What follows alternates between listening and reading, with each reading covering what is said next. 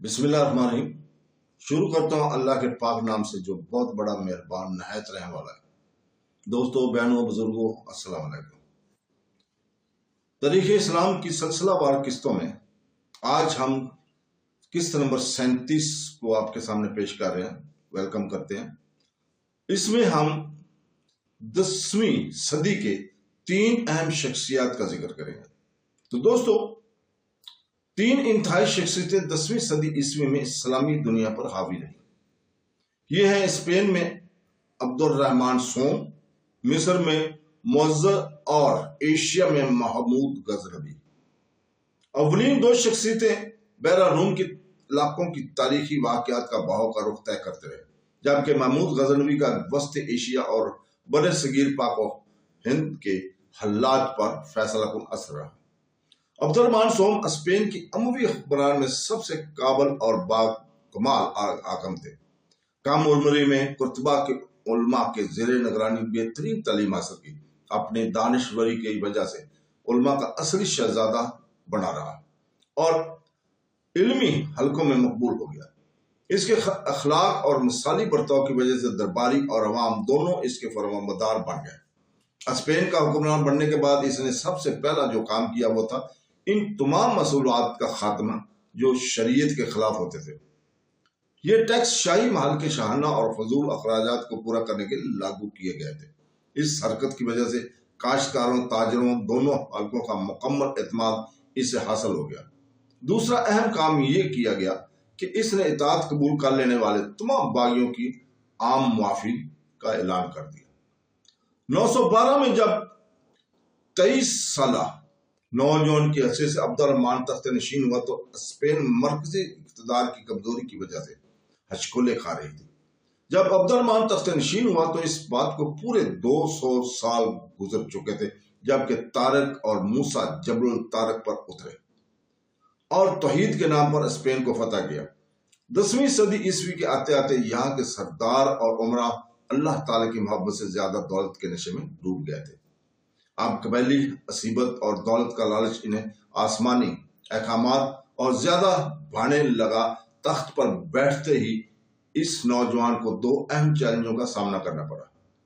پہلا چیلنج تھا عرب عمرہ یا اشراف کا وہ طبقہ جو کہ وسیع گوت کے قدیم پائے تخت تولیدہ کو اپنا مرکز بنائے ہوئے تھا۔ دوسرا بنی فاطمہ کا فوجی نظریاتی چیلنج تھا۔ بنی فاطمہ کے دل میں اسپین کو فتح کرنے کی جو تمنا تھی وہ خواہش راز کی بات نہیں تھی۔ عرب عمراء کی جانب سے جو چیلنج تھا وہ شمالی افریقہ کی جانب سے ہونے والے حملوں کا فطری نتیجہ تھا۔ مسلم فوج لہر در لہر اسپین پر اترتی رہی اور اپنے اپنے قبیلی سردار کی خواہش کے مطابق مختلف صوبوں میں قیام پذیر ہوتی رہی۔ اس طرح ساراگوسا پر بنی ہود کا اقتدار تھا تو زولنون کے قبیلی تولید میں بس گئے تھے۔ بنی ابو اوسلو میں طاقتور فریق بنے، بربر گرناطہ پر قابو رکھتے تھے اور مشرقی یورپ کے نووارد سلوویسیا اور بحر روم کے ساحلوں پر بس گئے۔ قرطبہ کا دربار اپنے اپنے قبائل سے وفاداری رکھنے والے افراد سے بھرا پڑا تھا۔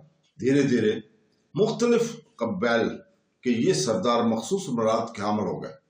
ان مراد کو چھوڑنے کے لیے وہ تیار نہیں تھے۔ صحراؤں کی جنگی سرداروں کی سخت محنت اور سادہ طرز زندگی کی جگہ اب شہروں کے عیش و آرام سے بھرپور امیروں کی سی طرز زندگی نے لے لی تھی۔ قرطبہ کا دربار دھیرے دھیرے ان مراد شدہ افراد کا قیدی بن گیا تھا۔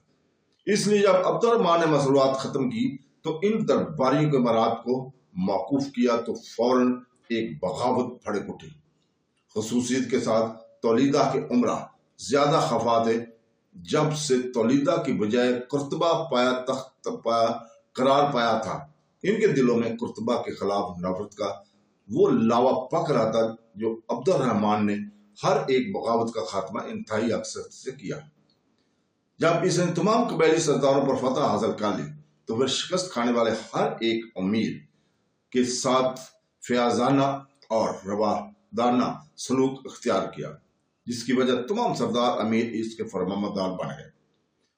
بویا سترو، بادجویز، زامود اور سمناس اور جادسا اور تولیدہ، ان تمام چھوٹی چھوٹی اور داخلی طور پر خود مختار ریاستوں کے باغوتوں پر یکے بعد دیگرے قابو پا لیا گیا۔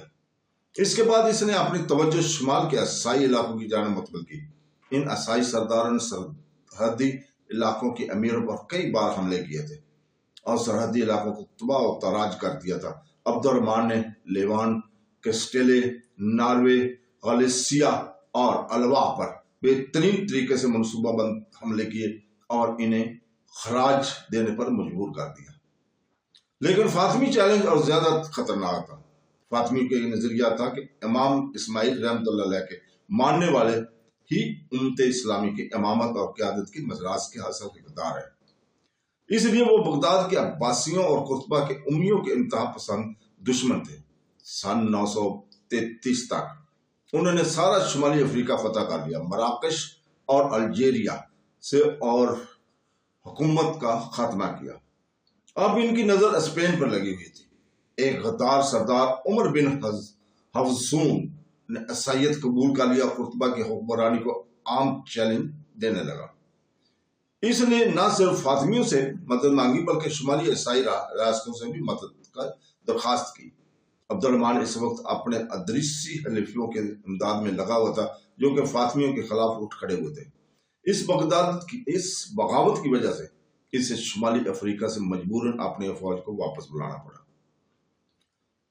بنو فاطمہ نے عمر بن حفصون کی امداد کے لیے اپنا ایک بحری بیڑا روانہ کیا، لیکن عبد الرحمن کے بحری افواج نے اس کا راستہ روک کر اسے تباہ کر دیا۔ عمر بن حفصون اسپین کے مشرقی پہاڑوں پر پھنس گیا اور امن کی بھیک مانگنے لگا۔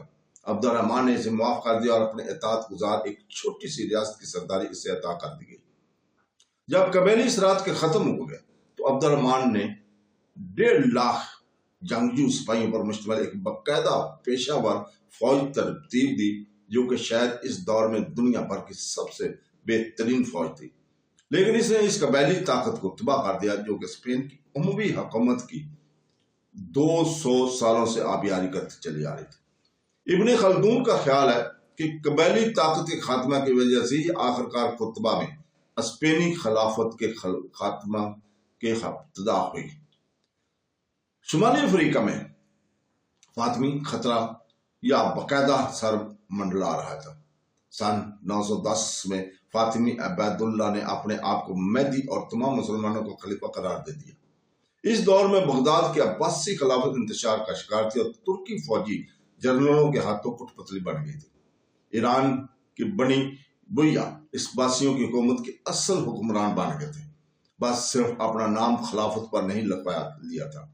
اس بات کے آثار پورے طور سے ظاہر تھے کہ بنو عباس فوجی اور سیاسی اقتدار کھو چکے ہیں۔ سن 939 میں عبد الرحمن نے اپنے آپ کو خلیفہ قرار دے کر امیر المومنین کا لقب اختیار کیا۔ اصل میں یہ شمالی افریقہ میں بنی فاطمہ کے سیاسی اور فوجی عروج کا جواب تھا۔ اس طرح 10ویں صدی عیسوی میں خلافت کے 3 دعوے دار ابھرے۔ 953 میں معزز کے اقتدار سنبھالنے کے بعد جب اس نے 969 میں مصر پر قبضہ کر لیا تو طاقت کا توازن فاطمیوں کے حق میں ہو گیا۔ فاطمیہ فوج نے شمال افریقہ میں اسپینی حکومت کے مضبوط مراکز پر یکے بعد دیگرے قبضہ کرنا شروع کر دیا۔ سیوسا کے قریب ایک چھوٹی سی پٹی کو چھوڑ کر معز نے سارے شمالی افریقہ کو فتح کر لیا۔ فاطمیوں نے اندلس پر قبضہ کرنے کے خواب کو نہیں بلایا تھا۔ وہ اسپینی جزیرہ نما کے اموی حکومت کے خلاف اٹھنے والی کسی بھی بغاوت کی امداد کے لیے ہر وقت تیار رہتے تھے۔ سن 955 میں عبد الرحمن کی بحری فوج نے معز کے ان جہازوں کا راستہ روکا جو اندلس کے باغیوں کو امداد فراہم کر رہے تھے، اور چند جہاز غرق کر دیے۔ جوابی حملہ کے طور پر معز نے سسلی میں اس کے گورنر حسن بن علی کو حکم دیا کہ وہ اسپین کی الحصارہ ساحل پر یورش کرے اور اسے تباہ و برباد کر دے۔ اسپین کی امیوں اور مصر کے فاطمیوں کے باہمی دشمنی کی وجہ سے مسلمانوں کا جنوبی یورپ کو فتح کرنے کا آخری موقع برباد ہو گیا۔ 9वीं सदी ईस्वी के दौरान फ्रांस की क्यारोलिनी शहंशाहियत के बिखर जाने के बाद यूरोप से इंतजार का शिकार था। नॉर्डिक दानूब वैश्यान्य हमलों की वजह से शुमाल और वस्ती यूरोप तबाह हो गया था। शुमाल की जानब से होने वाले इन हमलों की वजह से यूरोप जुनूब की तरफ से भी कमजोर हो चुका था और किसी भी हमला आवर के लिए नुमाला साबित हो सकता था। लेकिन सुन्नी उमैया और शिया फातिमियों ने अपनी ताकत यूरोप पर मरकूज करने की बजाय एक दूसरे के साथ जंग में जाया की। सच तो यह है कि बहरा रूम में ताकत के दो अलग अलग मराकज बन चुके थे, जिनकी एक बुनियाद कुर्तबा में थी तो दूसरी बुनियाद वहां दूसरी तरफ थी। तो दोस्तों, यह कुर्तबा का इलाका ऐसा ही था जैसा किताबों में बताया गया है। इस पर बहुत से दुनिया और दुनियावी बातें होती रही हैं। तो दोस्तों, आज की हम इसको यहीं पे खत्म करते हैं। कल इंशाल्लाह ताला हम 38वीं किस्त आपके सामने पेश करेंगे। कल तक के लिए इजाजत। अल्लाह हाफिज।